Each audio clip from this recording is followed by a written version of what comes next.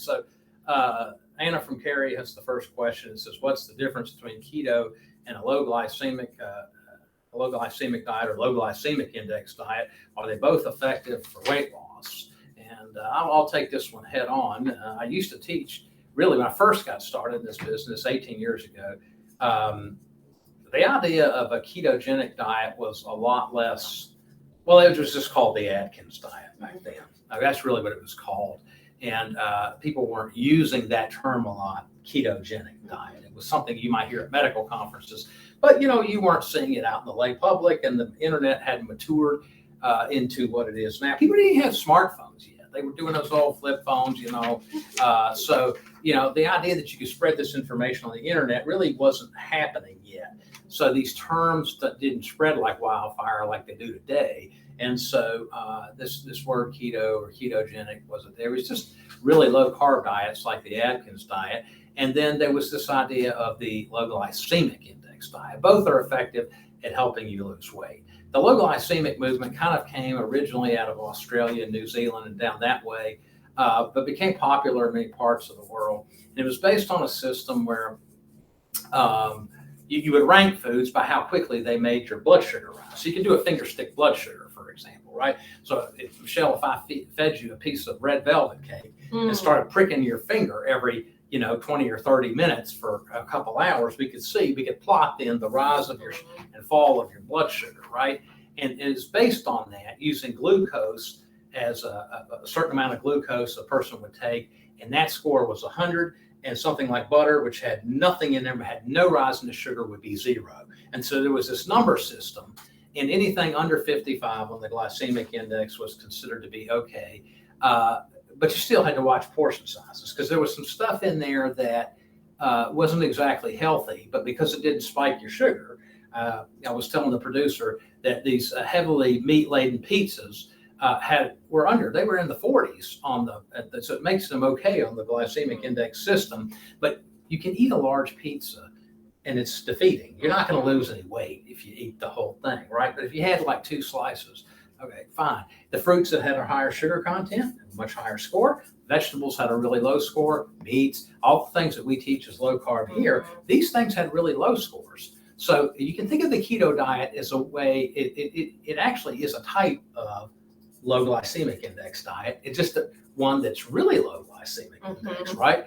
So it's all back to the same principle. We're trying to prevent you from eating things that spike your blood sugar and will spike your insulin level. Once you do that, it's easier to lose weight.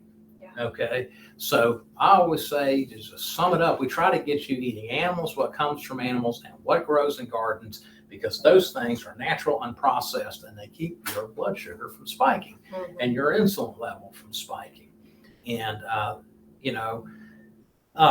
that's still the general gist. So, I was at a lecture recently where I spoke at the thing, and then the guy who came after me talked about using continuous glucose monitoring with his patients. So imagine if you have diabetes, you wear, for example, the Freestyle Libre, which you see the ads for on TV. That's one of the 2 kinds. Dexcon is the other one, and you can just hold your phone up to it, and it instantly tells you what your blood sugar is. So he has the patients develop a spreadsheet. They eat a food, and he has them at 15 and 30 minutes, 45 minutes, and an hour.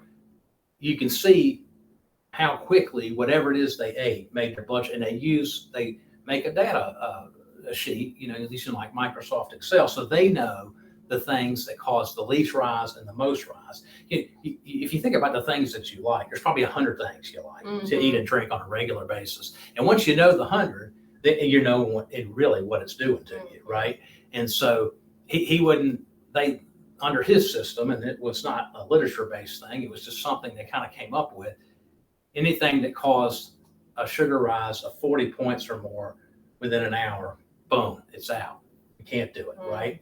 So, and you'd find the things that people, his patients that ate ribeyes and eggs and butter and cheese that had very little rise. So it confirmed a lot of what they needed to know. It's another data point to track, and it's kind of like a real life example of the glycemic index system.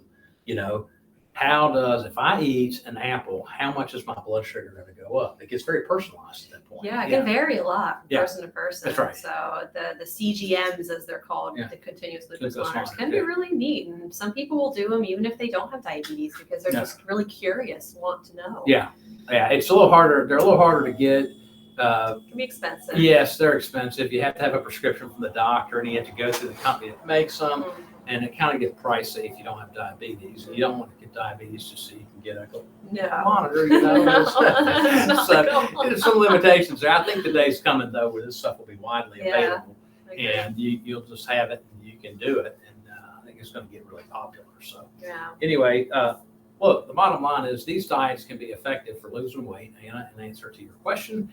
And so I think the lower on the carbohydrate count you go, the easier it is to lose and the more metabolically healthy you will get. Yes, and even if you don't want to lose weight, both a low carbohydrate or a keto or a low glycemic diet would be healthy for that metabolic piece. So if you're struggling with blood sugar issues, cholesterol issues, like just some weight around your abdomen, but you don't really have a lot of weight to lose overall, still a good idea to follow one of these plans to get your blood markers and your inflammation in a healthy place so you're less at risk for things like heart attacks and strokes down the road.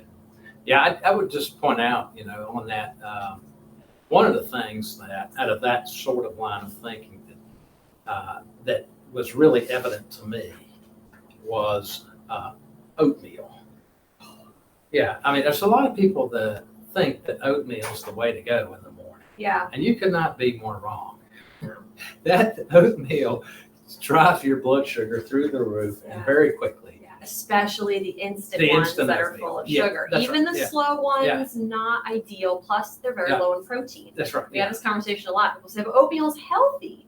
It even says heart healthy on the box, right? So does Cheerios. Yeah, I know. That's a load of, you know what? That's a load of bologna, you really want to be eating a higher protein meal and something that isn't going to make your sugar and your insulin go up and leave you hungrier in an hour or two than full for 4 hours. Good question.